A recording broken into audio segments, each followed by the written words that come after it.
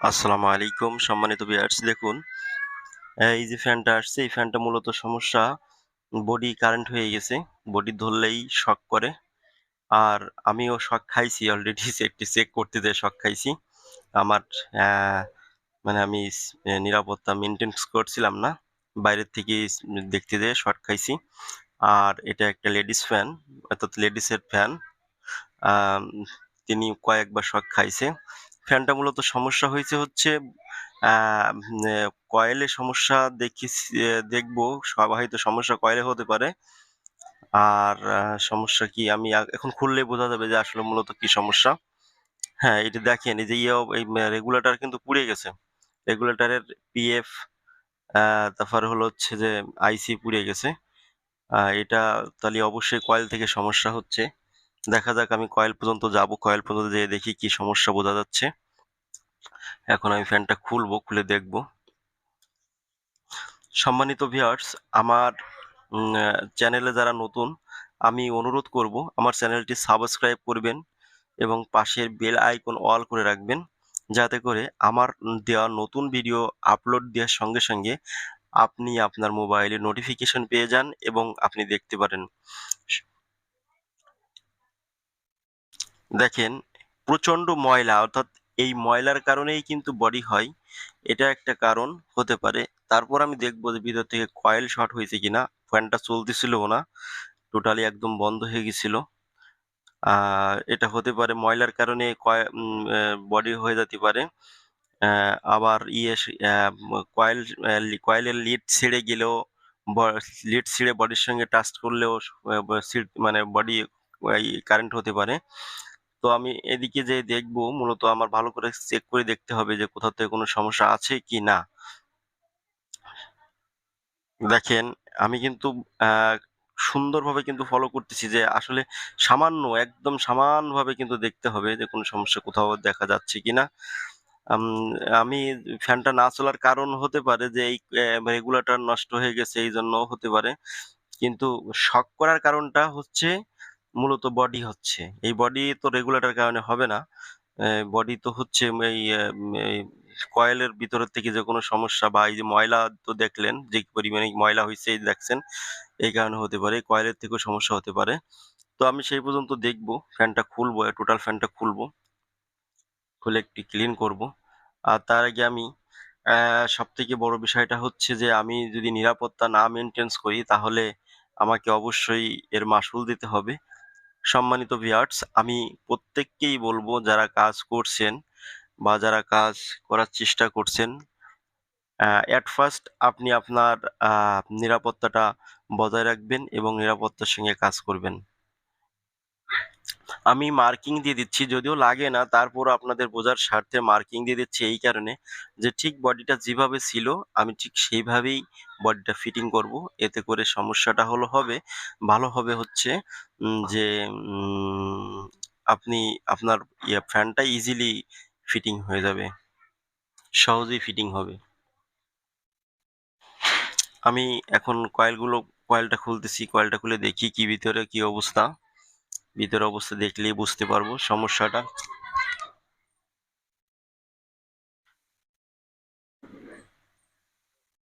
দেখেন, কয়েলে কিন্তু প্রচন্ড ময়লা, অনেক ময়লা। আর লিডগুলো ছেড়ে নাই, লিডগুলো কোথাও কোনো সমস্যা হয় নাই। মূলত কয়েলের সমস্যা হচ্ছে এই প্রচন্ড ময়লা জড়ার কারণে হচ্ছে কয়েলের বডি হচ্ছিল, যে কোনোভাবেই কয়েল বডি হয়ে যাচ্ছিল। তো আমি ময়লাটা পরিষ্কার করলে আমার এই বডিটা সলভ হবে ইনশাল্লাহ। আপনারাও দেখেন, আপনারা বাসায়ও নিজেরা করে নিতে পারবেন। আর যারা টেকনিশিয়ান বা যারা নতুন কাজ শিখতে চাচ্ছেন বা যারা কাজ করবেন, আমি আমার পক্ষ থেকে বলবো, কোনো কাজই ছোট নয়, কোনো কাজই আসলে ছোট করে দেখা উচিত না। এটা সিম্পল কাজ যদিও, কিন্তু তারপরেও আপনি বেশ এতে করে কাজের থেকে বেশ কিছু টাকা ইনকাম করতে পারবেন। দেখেন, আমি এখন WD-40 মেরে দিচ্ছি ওখানে, এই কারণে দিচ্ছি যে আমার ময়লাটা ক্লিন করতে হবে। আর এতে করে শেপ বুশটাও পরিষ্কার হয়ে যাবে। আর হচ্ছে যে ময়লাটা আছে ওটাও পরিষ্কার হয়ে যাবে। আমি WD-40 মেরে কিছু সময় অপেক্ষা করব। এটা রেখে দিব। রেখে দিয়ে আমি রেগুলেটরের যে সমস্যাটা ছিল, পিএফ এবং আইসিটা নষ্ট হয়ে গেছিল বলছিলাম, ওটা আমরা ঠিক মেরামত করে নিব। WD-40 মারার পরে আমি সাইড পরিষ্কার করতেছি, কিন্তু ভিতরে পরিষ্কার করছি না। ভিতরটা পরিষ্কার করবেন পরে। আমি সাইড পরিষ্কার করে রাখতেছি। রেখে কিছু সময় রেখে দেবেন পরিষ্কার WD-40 মেরে। তাতে তাতে সমস্যাটা একটু কম হবে। এটা ব্যক্তিগতভাবে আমি আপনাদের সবাইকে বলবো যে দেখেন, আপনারা প্রত্যেকে কাজ করার সময় একটু ফলো করবেন যে কিভাবে কাজ করছি আমি। আর এটা করে কাজ করার সময় আপনি যদি ফলো করেন তাহলে সবচেয়ে সুবিধা হবে হচ্ছে যে আপনি যে কাজটা করতেছেন কাজটা সহি সালামত এবং সম্পূর্ণ হবে হচ্ছে আপনার কোনো প্রবলেম হবে না।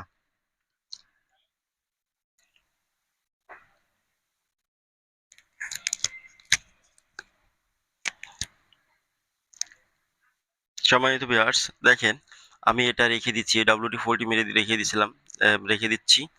এখন আমি মূলত কাজ করব হচ্ছে আমার এই রেগুলেটরটা। নতুন রেগুলেটর আমি লাগাবো না, কারণ কোনো প্রয়োজনই নাই নতুন রেগুলেটর লাগানো। একটা রেগুলেটরের দাম অনেক।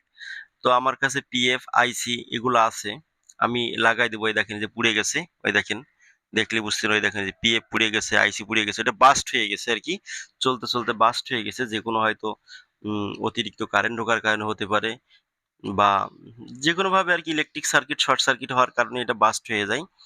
তো এটাকে আমি চেঞ্জ করতেছি, দেখেন নতুন লাগাবো। পিএফ এবং এবং এবং ট্রানজিস্টর আইসি আমি নতুন লাগাবো। আমি পুরনো যে নষ্ট যে পিএফটা এবং আইসিটা এটা খুলে ফেলে দিছি। অলরেডি আইসি পড়ে গেছে, পুড়ে একদম গলে পড়ে গেছে। আমি এখন পিএফটা খুলতেছি, পিএফটা খুলে এবং নতুন পিএফ লাগাবো।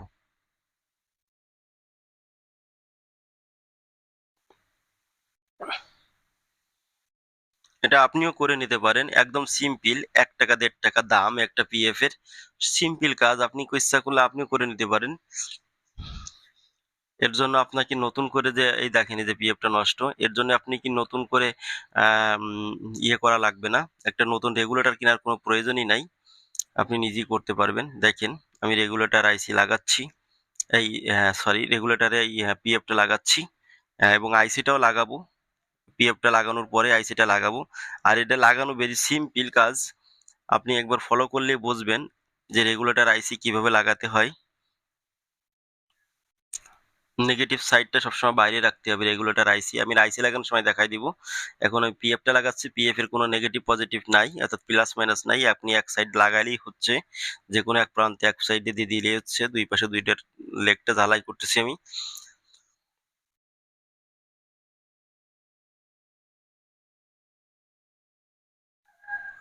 সম্মানিত ভিউয়ার্স, সোল্ডারিং করার সময় খুবই খেয়াল রাখবেন, এই সোল্ডারিং আয়রনে কিন্তু হাত পড়ে।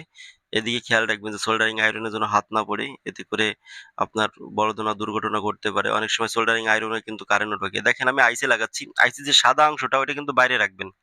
সাদা অংশটাই মাইনাসের অংশ, মানে আমাদেরকে চেনানোর জন্য বোঝাচ্ছি। কারণ এটা লেগে 3টা লেগ থেকে 3টা লেগের এটা একটা আছে, হ্যাঁ, মানে মাপ আছে। ওটা হয়তো মাপ আমি পরে দেখাবো। কিন্তু সাদা অংশটা সহজ যে বিষয়, একটা কালো অংশ থাকবে এক পাশ, আর এক পাশ সাদা অংশ থাকবে। আপনি সাদা অংশটা বাইরে রাখবেন।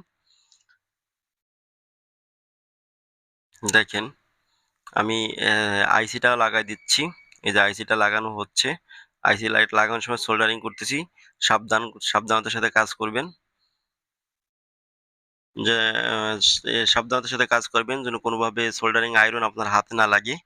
আর সবসময় পায়ে আ মানে সেফটিটা মেইনটেইন করবেন। পা উঁচু করে রাখবেন কারেন্ট ইলেকট্রিক কাজ করার সময়। কোনো টুল বা কোনো কাঠের টুল বা কোনো উঁচু স্থানে বসে কাজ করবেন। সেক্ষেত্রে দেখেন আমার রেগুলেটরটা লাগানো হয়ে গেছে। আমি চেক দিচ্ছি রেগুলেটরটা। রেগুলেটর চেক দিচ্ছি সিরিজ লাইনে। দেখেন আমার লাইট কমছে বাড়ছে। রেগুলেটর ওকে। দেখছেন?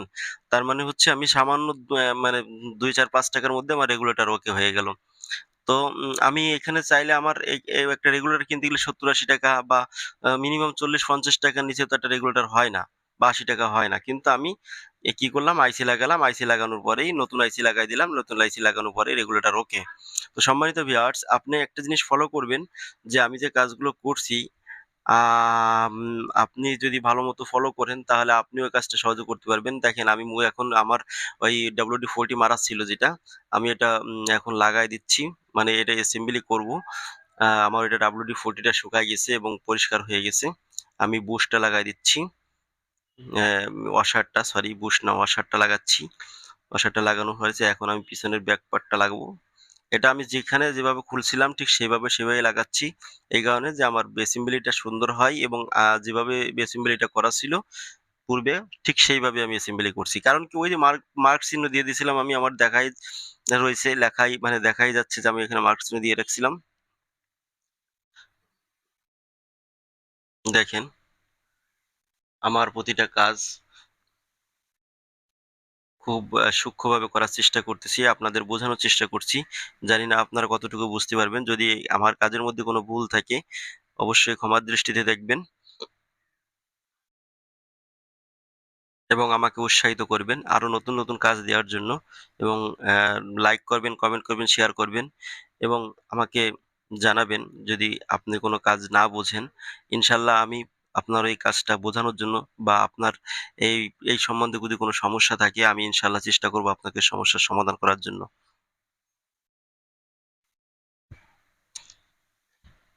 আমার ফ্যানটা অ্যাসেম্বলি করা হয়ে গেছে। আমি পরিষ্কার করে নিচ্ছি। একটা জিনিস মনে রাখতে হবে, যেহেতু এটা বডি হচ্ছিল মূলত ময়লার কারণে, সেক্ষেত্রে আমাকে ময়লাটা অবশ্যই ভালো করে পরিষ্কার করতে হবে। আর ময়লাটা পরিষ্কার করতে হলে অবশ্যই WD-40 মারার দরকার। WD-40 দিয়েই পরিষ্কার করলে সবথেকে বেশি ভালো হবে। আর উম এইটাই। আর এমন কোনো লিকুইড বা এমন কোনো তরল পদার্থ দিয়ে মুছবেন না, যাতে করে ওটা না শুকায় এবং বিশেষ করে পানি তো দিবেনই না। পানি দিলে কিন্তু ক্ষতি হবে কয়েলের। মনের ভুলেও পানি দিবেন না। আমি ক্যাপাসিটরটা লাগানো হয়ে যাচ্ছে। আমার ক্যাপাসিটর পরিষ্কার করছি। ক্যাপাসিটর এইখানে লাগানো হয়ে গেছে, দেখেন এই। ক্যাপাসিটর ওকে। এখন আমি বডি খাঁচাই বডি এই মানে বডিতে লাগাই দিব। মোটরটা বডিতে লাগাবো। লাগাই এরপরে ফাইনাল চেক দিব। ততক্ষণ সঙ্গে থাকুন। ইনশাআল্লাহ আমার বিশ্বাস এটা আর আর শক করবে না এবং সমস্যার সমাধানও হয়ে গেছে। এটা আমার বিশ্বাস।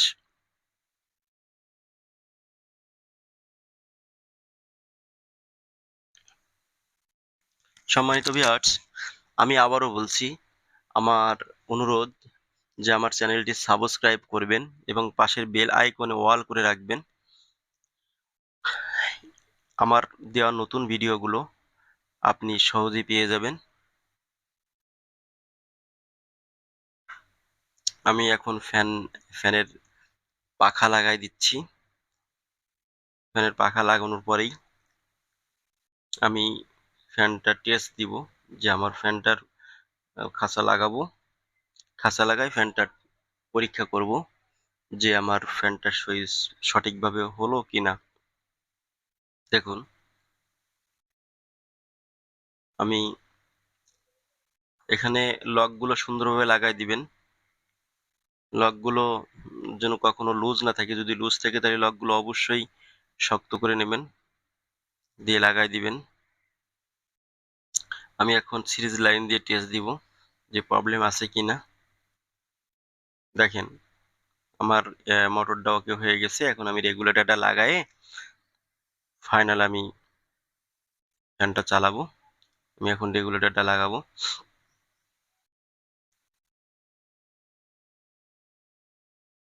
আমি রেগুলেটর লাগাচ্ছি। রেগুলেটর লাগানোর সময় রেগুলেটরের এক প্রান্ত লাগাবেন হচ্ছে আপনার কেবলের, অর্থাৎ যে লাইন দিয়ে কারেন্ট ঢোকাবেন তার এক প্রান্তে। আর এক প্রান্ত লাগাবেন হচ্ছে আপনার কয়েলের এক কেবল এক তারের সঙ্গে। দেখেন আমি লাগাচ্ছি।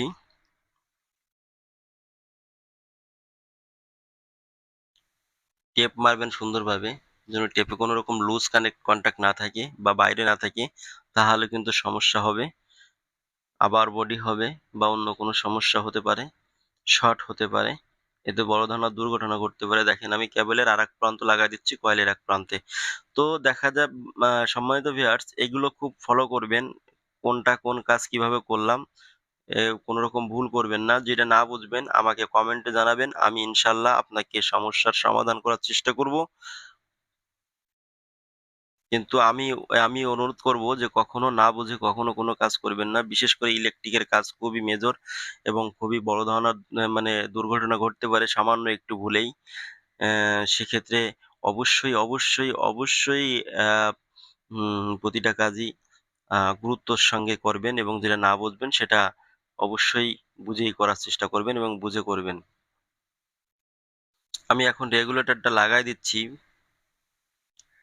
রেগুলেটর লাগাচ্ছি উম কয়েলের ব্যাক পার্ট অর্থাৎ কয়েল কভারের সঙ্গে দেখেন এই যে লাগাই দিলাম। লাগানো হয়ে গেছে। এখন আমি কয়েল কভার লাগাবো। ব্যাক পার্ট কয়েল কভার লাগাবো। দেখেন এই যে লাগাচ্ছি এই। লাগাই দিব এখন। লাগাই দিয়ে আমি ফাইনাল টেস্ট দিব যে আমার কোনো প্রবলেম হচ্ছে কিনা।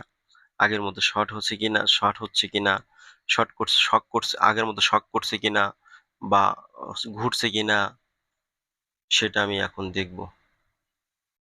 দেখেন আমি হাত দিয়ে ধরলাম কোনো প্রবলেম নাই। দেখছেন? তার মানে হচ্ছে ঘুরছেও, খুব সুন্দর ঘুরছে এই দেখেন। আমি ধরছি ওই দেখেন আমার ধরতে কোনো সমস্যা হচ্ছে না। আল্লাহর রহমতে কোনো সমস্যা নাই। ইনশাআল্লাহ সমস্যার সমাধান হয়ে গেছে। সম্মানিত ভিউয়ার্স, সবাইকে ধন্যবাদ। আমি আমার এখন কাস্টমার কেয়ারে ডেলিভারি দিয়ে দেব।